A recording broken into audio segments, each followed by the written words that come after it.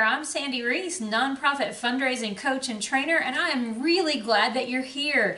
I'm guessing that you found this site because you got one of these. You probably picked this up at the conference. It's my 6 tips to double your fundraising income, and I want to talk to you and give you some more examples and go a little deeper into some of these. If you're like most people, what you really need is to raise way more money so that you can do more good in the world. You're trying to take your community no-kill, eliminate euthanasia. You're trying to implement a TNR program. You're doing something that really matters. And the truth is, no matter how big your vision is, if you don't have the funding to support it, you're never going to fulfill that vision. So we've got to find a way to help you raise more money. That's the whole point of this. This is to get you thinking and let me dig in with you and give you some really good tips and some additional ideas on some things that you can do to get started today. Does that sound good? Okay, grab a pen. You're going to want to take some notes as we go. Okay, number 1 is all about the donor. Focus on the donor, not the money. Way too many nonprofits spend a lot of time really focused on the gift. It's like those, the eyes in the painting where you watch the you watch the thing wherever it happens to go. That's not going to serve you really well. And if what you're doing is sending out a couple of asks a year, or you're asking people to support your event, or you're asking people to donate to a special medical case, and you're not thanking people or really building the relationships, then that's what you're doing. You're all about the money. When you're all about the donor, you do things that build trust and build relationship and help the donor feel really good about their decision to give. What makes a donor feel really, really good? It's when they hear the stories of the lives that you're saving. That's what gets them right here, right in the heart, right in the gut. That's when they can feel it, and that's when they get excited. And listen, here's the secret. When people feel really good about their decision to give to you, they're way more likely to give again. So it's pretty simple. You start with a great thank you letter, you follow it up with other great information, you help those people feel really good, you help them feel like they're on your team, and they will give again. It's really that simple. So why aren't more organizations doing it? I have no idea. But listen, if you want to raise more money, if you want to double your fundraising revenue, try loving on your donors and see what happens. When I say love on your donors, I mean communicate with them regularly, tell them a great story, give them the inside scoop on how you're changing lives and how you're saving lives, and that'll light them up inside. Your job is to help that donor feel like the hero that they are. Because the truth is, you can't fund your organization by yourself. Maybe you have up until this point, but if you've got a really big vision, you've got a big place you're trying to get to, you can't do it yourself. You need their support, you need their help. So make them the hero. That's what they are. When they write you a check and they're helping you, they're coming alongside you to help make sure that the animals are getting fed and that the vet bills are getting paid, those people are heroes. So treat them that way. Think about them that way. Give them some extra love and watch what happens. I have a client who does this really, really well. He's very focused on the person that he's talking to and not their money. In fact, there have been times when he's been talking to donors and he will even say to them, I don't even want to talk about money. I want to talk about you and what matters to you. Tell me what's important in your life. And he don't even want to talk about money. And he'll tell them that up front. We're not talking about money today. Donors love that because it's so refreshing. It's so new. Nobody else does that.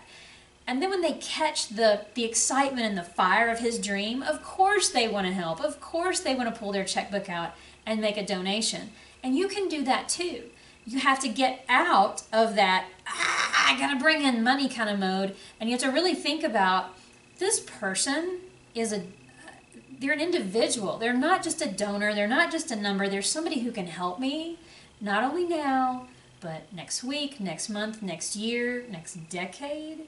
This person could be around for a really long time and help me reach my goals with this organization. So think about long-term value, not how much cash can I get right now from this donation. That one shift That can cause all kinds of really amazing things to happen. That can cause you to start thinking about your donors differently, relating to them differently, and all kinds of great things can happen. So focus on the donor, not the money. Yeah, the money's important, but don't let that be the number one thing. Okay, number 2 on the card is use a 3-to-1 share to ask ratio. So let me ask you, have you ever had a friend that the only time you heard from them was when they wanted something? Yeah, I think we all know somebody like that. You look at the caller ID and you're like, nope, not talking to that person right now. Well, here's some really bad news. You may be showing up that way to your donors. If you send them a couple of emails asking for money, asking for support, join our monthly giving program, help us with this medical case. If you send things through the mail that all have an ask in them, you're essentially showing up with your hand out to that person every time you have an interaction. Now think about that for a minute. If you're the donor and the only time the charity shows up is when they want something, how many times can they do that before you're like, I'm tired of this, I'm over it? Yeah, so what I want you to do is use what I call a 3-to-1 share to ask ratio. And here's what that looks like.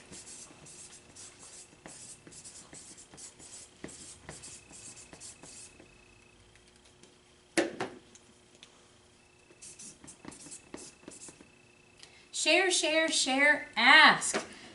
What that means is you're going to be giving information, telling stories, making the donor feel really good, and then asking.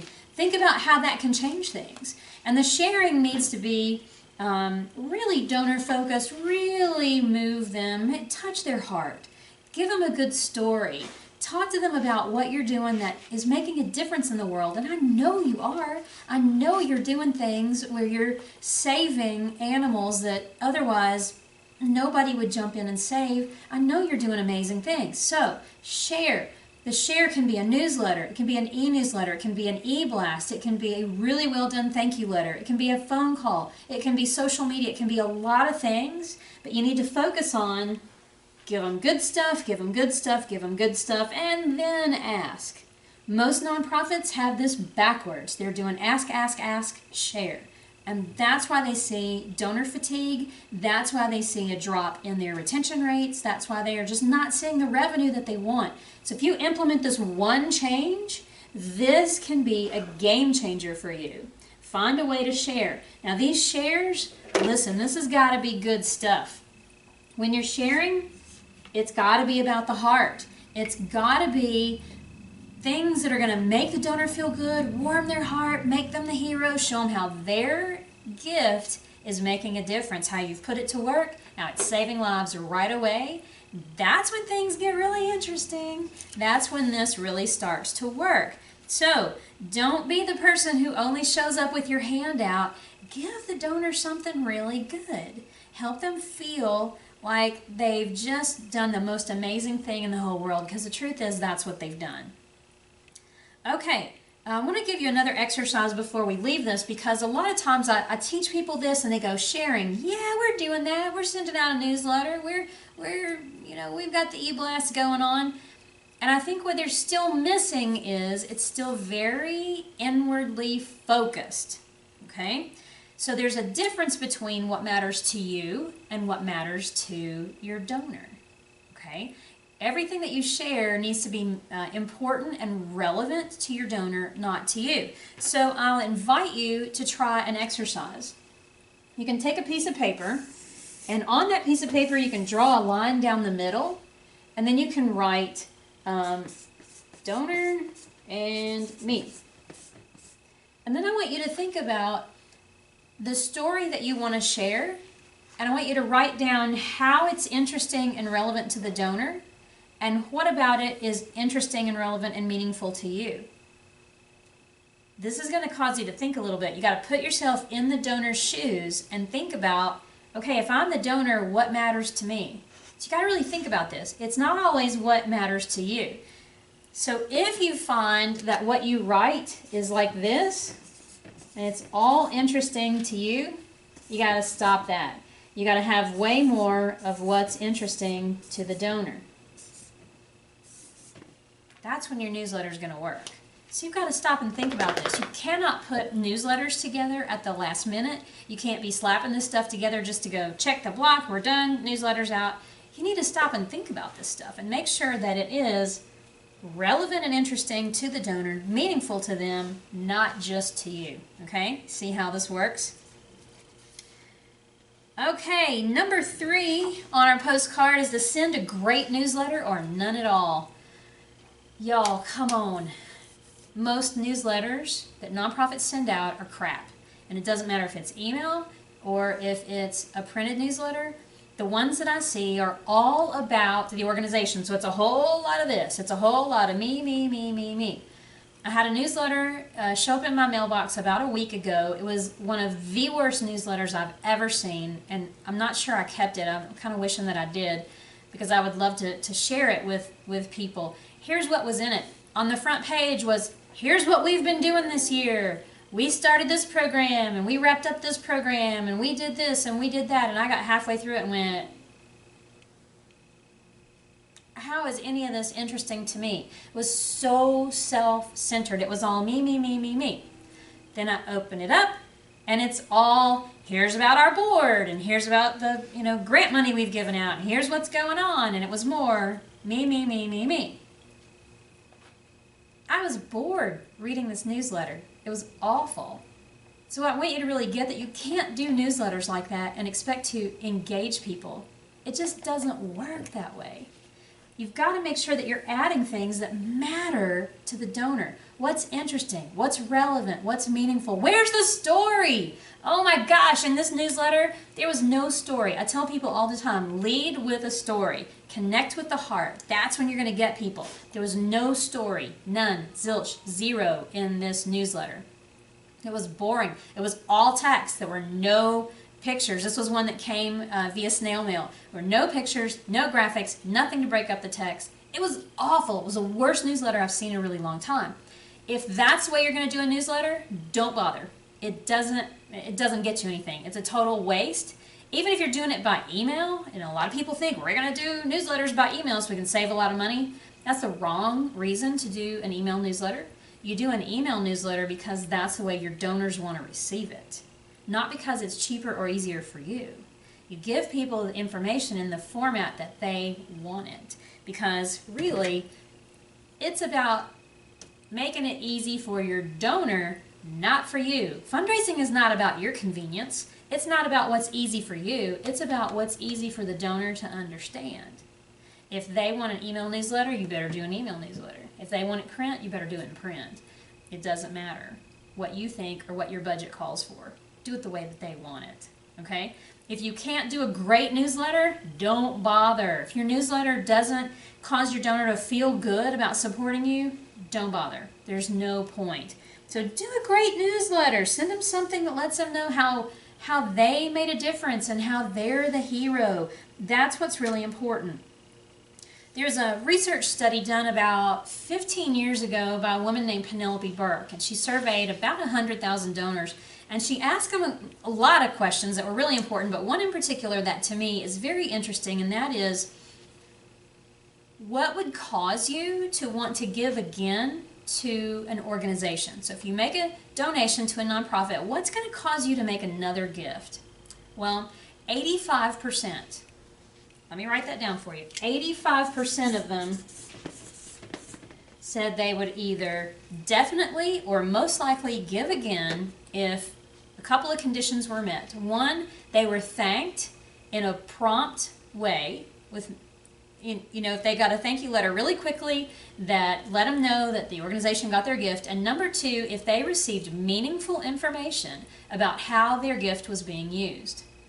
Okay? That's where that whole share, share, share thing comes into play. If what donors want to know is, number one, did you get my check? Number two, did you appreciate it? Number three, are you using the money the way you said you would? Are you getting the results that you said you wanted to get? That's what we're interested in. That's what we have to really know about. That's what you've got to share and give back to your donors. Okay, let's go on to number 4. Number 4 is about making the ask tangible. So here's another place where I see a lot of organizations make a huge mistake, and that is they say, just give us money. Whatever you feel like giving, whatever you feel led to give. If you're doing that, you're making it really hard for the donor because they don't know what you need. They don't know how much to give. And number two, it's so vague that you're going to get vague results. When you have a vague request, you get vague results.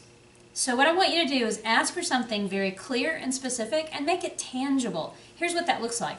Your gift of $25 will help us feed and house a dog for a week. Your gift of $35 will allow us to do a spay or a neuter surgery. So you see how that works? It's something very clear. Now here's the catch. It has to be real and it has to be accurate. So you have to know your numbers well enough to go divide it out and see how much did we spend on spay neuter surgeries and how many did we do. You divide it out and see what you get. Now you may have to crunch some numbers in 2 or 3 different ways to figure out which one is going to really work for you. And they're different for everybody, so it's not like it's $25 to feed and house a dog for a week for everybody. Your cost might be $12.50, or it might be $35, or it might be something else. So go have a look at your numbers. Look and see what your expenses have been for the year and how many animals you've taken care of for the year, and divide it out. It's really pretty simple. Now I know that some of you are saying, oh, that sounds like math. Yeah, it is, and I didn't realize when I started working in fundraising that there was going to be math involved, and I had to learn how to crunch some of those numbers. But trust me on this one, this is really important. You need to learn how to do this. Because when you can tell somebody what it costs you to save a life, and when it's a really meaningful number, people will be all over it trying to help you. So you really got to do this. Make your ask very tangible.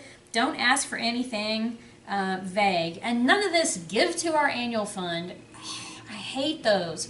Here's the thing, as a donor, I don't care about your annual fund. What I care about are the lives that you're saving. I want to know about the animals. I want to know what you're doing that's making a difference. I don't care about your need to keep your budget funded. That's your problem. And that's how donors see it. So don't ask your donor to fund something that they don't care about, because they're not going to do it.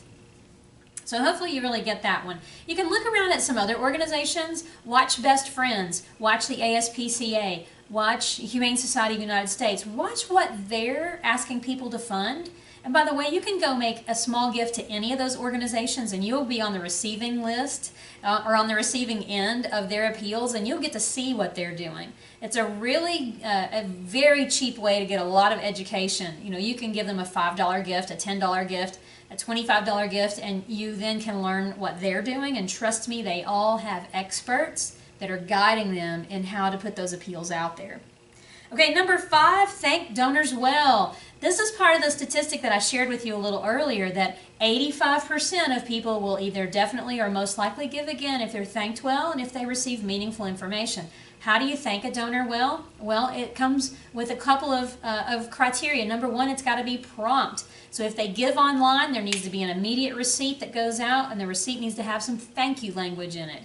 If they give with a check that comes into your office, you need to be getting a thank you letter back out in the mail within 48 hours. That's 2 days. 2 days to get that thank you letter back in the mail. Don't do any of this, and I've seen groups do it where they're like, well, we'll just wait until we have enough to run a batch. No. That is all about your organization. That is not respectful of your donor. You've got to be respectful. You've got to give the donor what they want. So prompt, that's the first thing. Sincere. Your thank you letter needs to warm the donor's heart if they read it. The problem is that most people slap their thank you letters together and they're boring. They're crap. They sound like this. On behalf of the staff and board of the blah blah blah organization, please accept our deepest gratitude for... See how boring that is? Like, give it some life. Here's what I suggest. I want you to imagine that you're sitting at your kitchen table and your donor is across the table, and they've just written you a check for whatever they've given. What would you say to them face to face? You wouldn't say to them face to face, on behalf of the staff and board, blah, blah, blah. No. What would you say to them face to face? Write that down, and that's what you need to put in your thank you letter. That's what's going to warm somebody's heart. That's what they're going to respond to. That's going to make them feel really good about their decision to give, and that's what this is all about. Again, if you're giving to some other organizations, you can see what their thank you letters look like, and that's a great way to learn. So if you're not already giving to some other groups, you need to go do that. Okay, number 6 on our list is ask for help. Now this one seems really silly, but here again, this is a place where I've seen a lot of groups make a huge mistake, and that is they are not asking for the support that they need. This can easily double your fundraising if you just ask.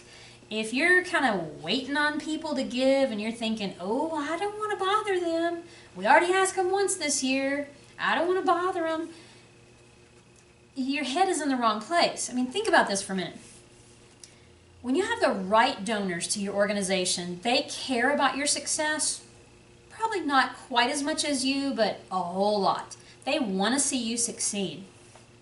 They want to participate in your success. They want to be asked when you have the right donors. When you don't have the right donors, yeah, it's annoying to them when you ask, but you can ask more than once a year and it's okay. You can ask 2 or 3 or 4, maybe even 5 or 6 times a year if you do it right, and it's okay. So I got this letter one time from this organization, and first of all, it looked terrible. It was all text on the page, and I hate that. Because honestly, I'm a busy person. I don't have time to read it. I'm not going to. And I think most people are like me. I think they're all very busy and they're not going to take a lot of time to read your letter. So I was kind of reading down through it and I couldn't figure out if it was a thank you letter, an annual report, an ask for money, or something else. Because it started out like, thank you for your support. You've been such a great donor. We really appreciate it. Here's what we've accomplished during the year. We're going to continue to need your support, so please give. I'm like, I don't know what this is. So it's very vague. Vague activities get vague results. So if you want good, clear, wonderful, shout it from the rooftop kind of results, you've got to be clear and make it super easy for people to give. Okay, hopefully you're getting that. It's really important that you do that. So ask for help. If you need money for a special case, you got some vet bills, ask for it. You can ask on Facebook, you can ask an email, you can pick up the phone and call donors. I've seen all of those work. You can send letters, you can ask in a newsletter. I've seen those work. So there's a lot of ways you can do this, just do it. Now the thing that I would suggest to you is plan it out. Especially when you think about this, you need to be sharing 3 times for every time you ask. Just get a calendar out, plan out what you're going to do at least for the next 6 months, and make sure you've got 3 shares for every time that you're asking. And then if you do that, you're going to be just fine. I mean, just imagine if you did share in August, share in September, share in October, you could ask in November. Now, honestly, I would probably ask a little bit more often than that, so you might want to, squeeze those shares up a little bit, but plan it out, and then you're not shooting from the hip. Honestly, I've never seen anybody raise a lot of money when they were shooting from the hip. Just get it in writing. Now, these are 6 really simple tips, but they can make a huge difference. And this is the kind of stuff that we teach in ARF Club. ARF Club is a very unique training coaching program where we show small animal rescue groups how to raise all the money they need so they can fully fund their budget. And when that happens, they can save more lives. My theory is if I could show most of the rescue groups in this country how to raise more money and double the number of animals they're rescuing and saving, we could probably come really close to no-kill in dozens of communities. I think it's the rescue groups who have the power to do this, and the only thing holding you back is you don't know how to raise enough of this. I can teach you. In ARF Club, I'll teach you how to lay out a fundraising plan so that you get all of this covered. I'll teach you how to tell a very compelling message so that you're spending more time over here in this column. I'll teach you how to get grants, how to do events. I'll teach you how to get your board engaged and involved. You'll just be amazed at all the things that I'll be able to teach you. You're going to get samples, templates, checklists. I'm going to give you thank you letters you can use. I'm going to tell you which foundations to go after. I'm going to give you a ton of information. There's things that are done for you. All you have to do is drop your logo in and they're ready to use. I've got social media calendars. There's elevator speech formula. There's so much in there. It's insane. It's everything you need to really master fundraising once and for all so that you never have to worry about how you're going to pay for everything again. Get all the details on ARF Club at arfclub.com. It's pretty simple. It's very, very affordably priced. It's $35 a month, and you can invite others from your organization to join for the same membership. So if you sign up, you can also pull in your development committee chair or your head volunteer, whoever you want to pull in. We have some organizations that have 3 or 4 people all enjoying the same membership. Go to arfclub.com. You'll get all the details there, and I look forward to seeing you inside the club for more great stuff just like this. This is Sandy Reese. Have a great day.